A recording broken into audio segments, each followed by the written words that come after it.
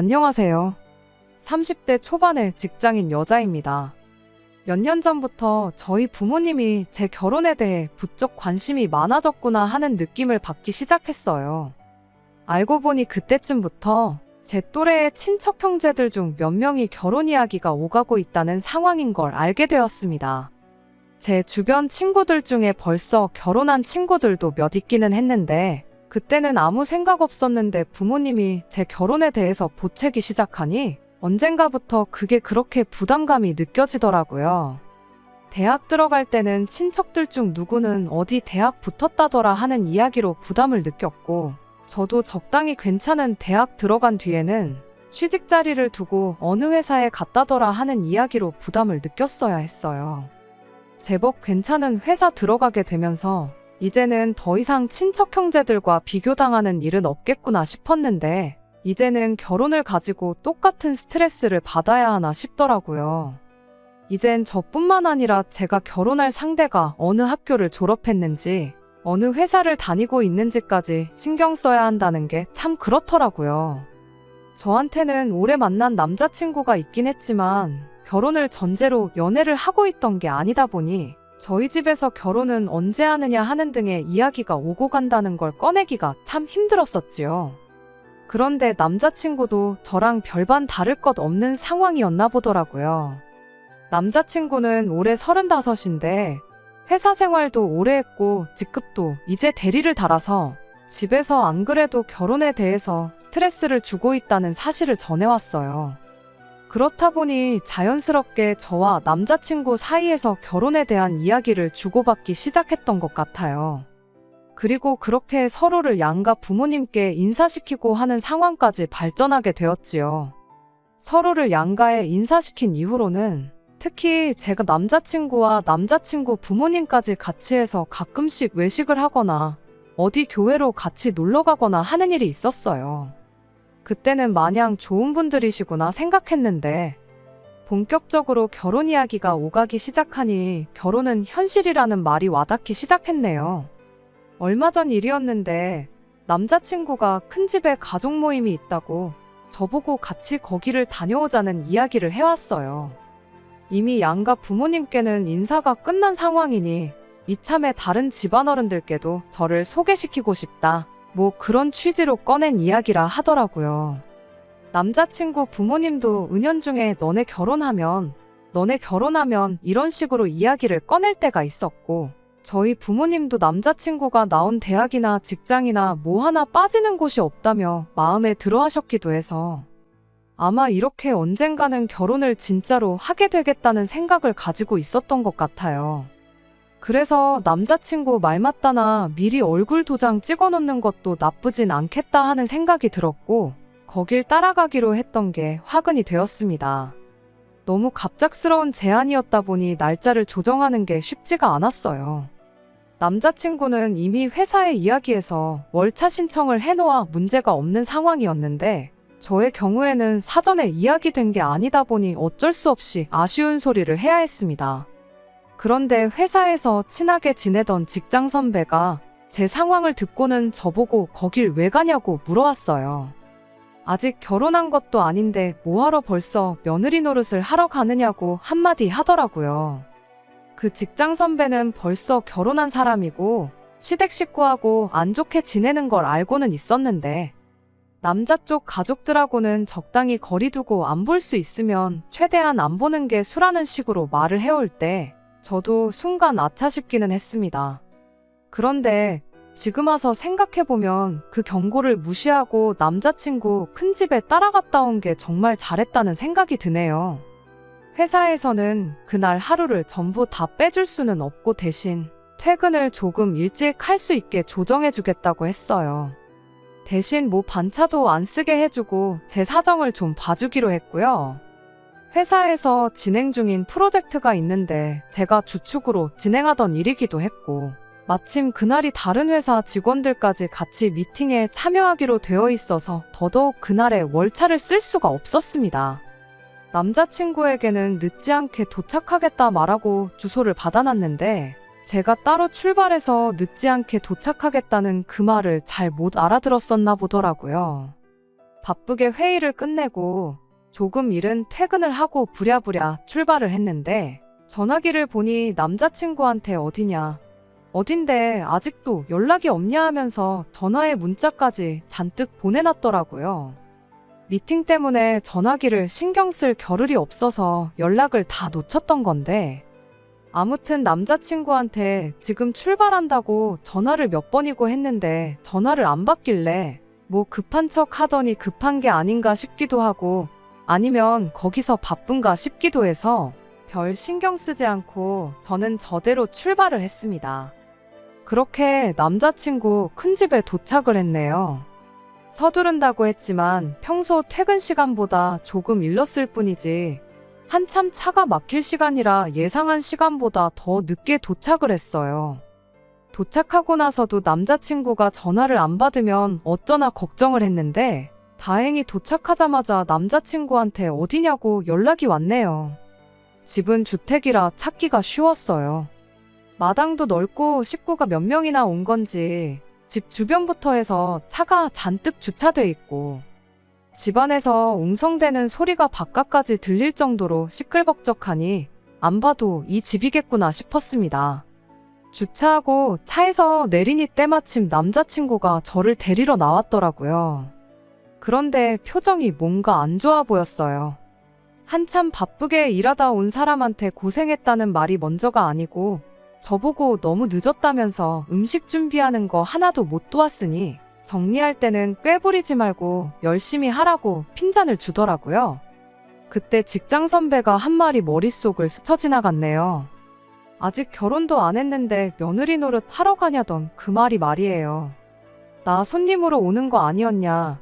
내가 왜 음식 준비며 뒷정리를 해야 하느냐 따질 새도 없이 남자친구가 저를 데리고 다니며 집안어른들한테 저를 인사시키기 시작했어요.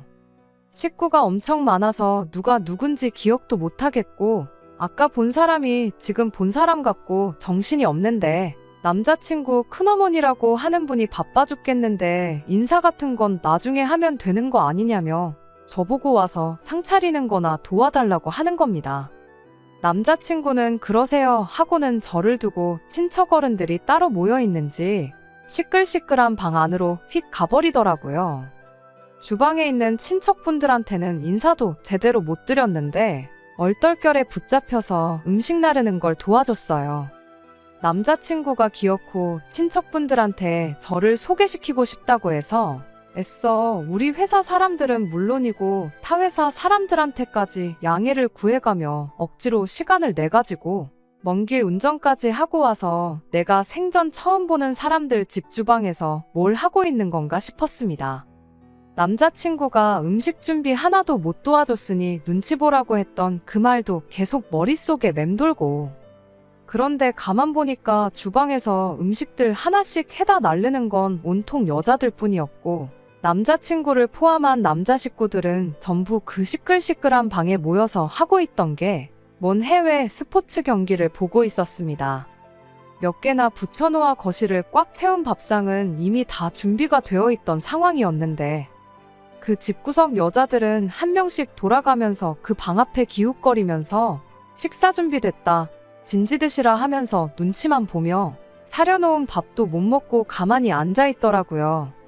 그놈의 해외 축구 경기가 뭐라고 한국 선수 한 명 나오지 않는 경기를 두고 누가 더 잘하네 마네 하면서 아주 축구 감독인 것 마냥 지들끼리 토론을 하고 있더라고요.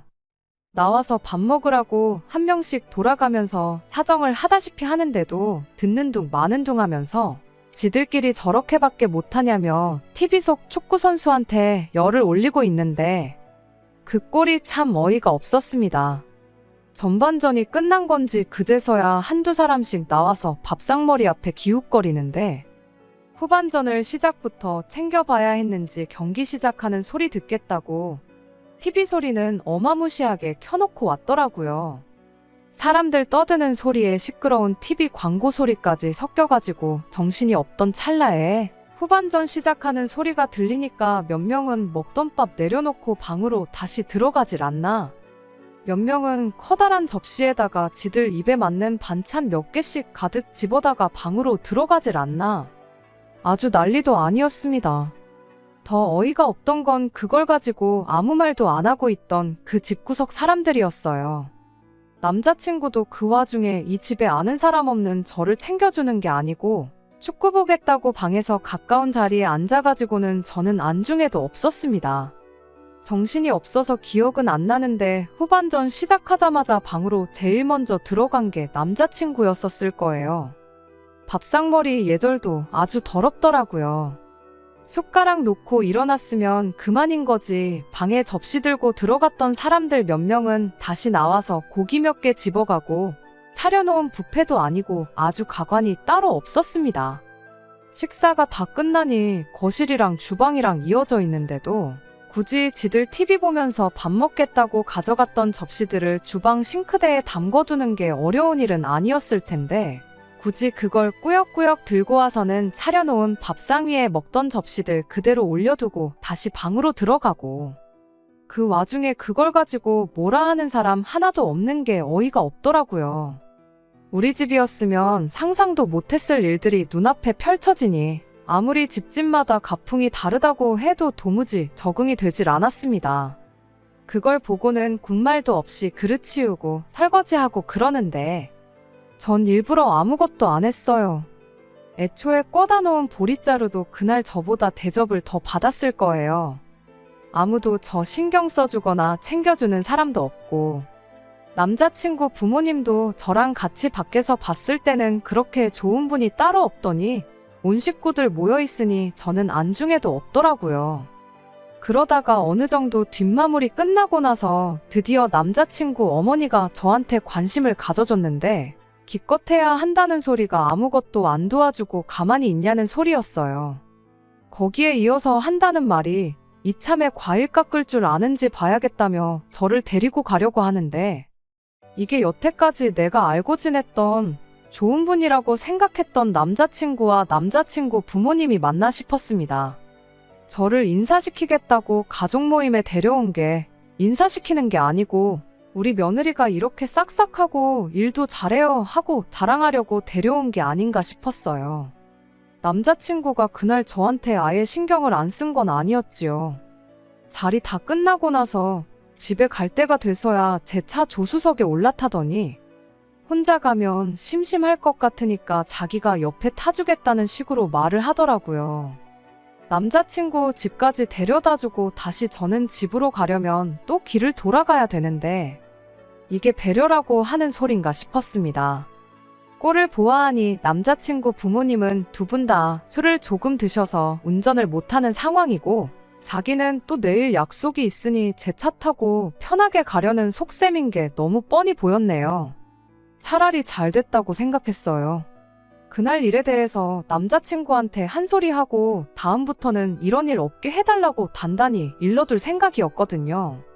그런데 남자친구는 제가 하는 소리를 듣곤 늦게 와서 편하게 해놓은 음식 먹어놓고는 뭐가 그렇게 불만이 많냐고 하더라고요.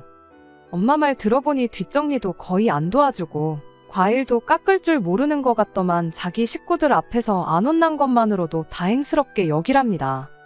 제가 결혼하면 지네 집 식구 되는 건데 지네 집 분위기는 원래 이러니까 제가 적응을 하는 게 당연한 거라고 하면서 오히려 보는 눈이 한두 개가 아니니까 다음부터는 저보고 말 안 나오게 잘 행동하라고 경고를 하더군요. 결혼할 때 되니까 본성이 나오는 건지 결혼 이야기 오고 가니까 이제 다 잡은 물고기라 막 해도 상관없다고 생각한 건지 모르겠는데 차라리 결혼하기 전에 진짜 본성을 알게 된 게 참 다행이구나 싶었어요. 그리고 이 결혼은 하는 게 아니라는 확신이 들었습니다. 며느리 자리가 무슨 벼슬자리라고 이 남자랑 결혼해서 이 집 식구가 되면 사람 대접은 고사하고 식모 대접도 제대로 못 받겠거니 하는 생각이 들더라고요. 마침 고속도로 달리는 중에 휴게소 사인이 보였는데 남자친구가 화장실 좀 다녀와야겠다고 차 좀 세워보라고 하더라고요. 금방 다녀온다고 차에서 내리는데 남자친구가 화장실 들어가는 거 보자마자 그대로 차를 출발해서 저 혼자 집으로 왔네요. 휴게소에 혼자 남겨진 걸 눈치챈 남자친구가 그때부터 쉬지 않고 계속 전화를 하길래 전화기 꺼버리고 그대로 집으로 와버렸어요. 아침에 핸드폰 켜보니 카톡이 100개가 넘게 와 있었어요. 좋은 소리는 당연히 하나도 없었고요. 그날 점심쯤 돼서 연락이 또 와서 이번엔 전화를 받아줬더니 그때도 잔뜩 화가 나서는 저한테 제정신이냐고, 사람을 그 늦은 밤에 휴게소에 버리고 가는 사람이 어딨냐고, 택시비가 얼마나 나온지나 아냐고 따지고 드는데, 그 와중에도 자기가 뭘 잘못해서 그 밤중에 휴게소에 버림받고 남게 되었는지 뉘우치기는커녕 택시비 걱정하는 게 정말 잘 두고 내렸다는 생각밖에 들지 않았네요. 내가 간밤에 휴게소에 두고 간 게 사람이었냐고, 사람이면 해선 안 될 소리를 내길래 사람 아닌 줄 알았다고 하고 저도 한마디 했네요. 당연한 수순이겠지만 그렇게 투닥거리다가 제가 회사 일로도 정신이 없는데 남의 집 식모 자리에 취직할 생각은 당연히 없다고, 결혼은 없었던 일로 하자고 파혼선언 해버렸습니다.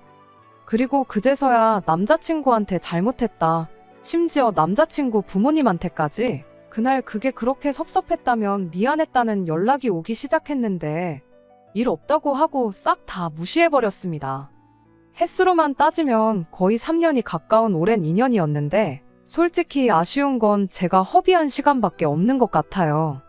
결혼도 하기 전에 남자친구 집도 아니고 큰 집에 며느리 노릇하러 가는 것도 아닌데 뭐하러 가냐는 직장 선배 말도 일리가 있지만 정말 잘 다녀왔다고 생각합니다.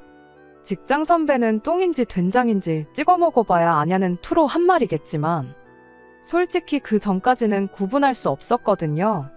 정말 된장하고 똑같이 생긴 똥이었으니 찍어 먹어보고 알게 된 게 저의 경우에는 오히려 다행이라고 볼 수 있는 것 같아요. 된장인 줄 알고 결혼했는데 알고 보니 진짜 똥이었던 것보다 더러운 꼴 보더라도 직접 겪어보고 진짜 정체를 알아낼 수 있었던 거니 말입니다.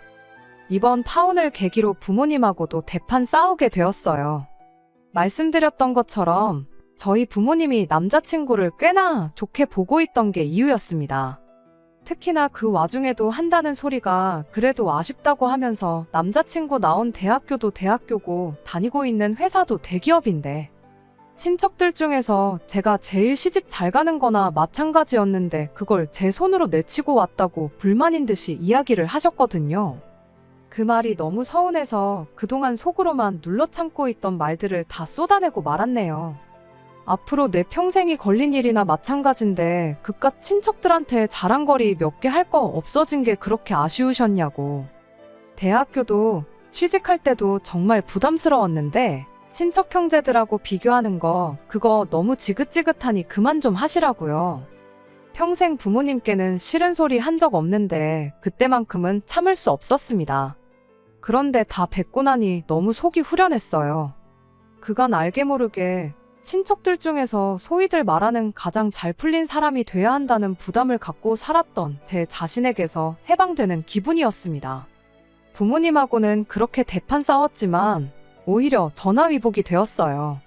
부모님께서는 제가 그렇게 부담을 느끼고 있는 줄 몰랐다며 저한테 미안하다고 사과를 해오셨고 앞으로는 그런 거 상관없이 평생 제 편에 서주겠노라는 말을 들었으니 말입니다.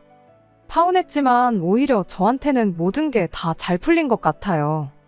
그간 열심히 살아온 보상을 받는 건지 아니면 운이 따라주는 건지는 아직도 잘 모르겠지만 적어도 앞으로는 진짜 제 인생을 살 수 있는 계기가 된 것 같아서 요즘은 자다가도 콧노래가 나오네요.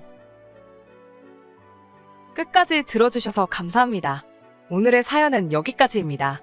구독과 좋아요, 알람 설정 부탁드리고 더 좋은 사연으로 다시 찾아뵙겠습니다. 감사합니다.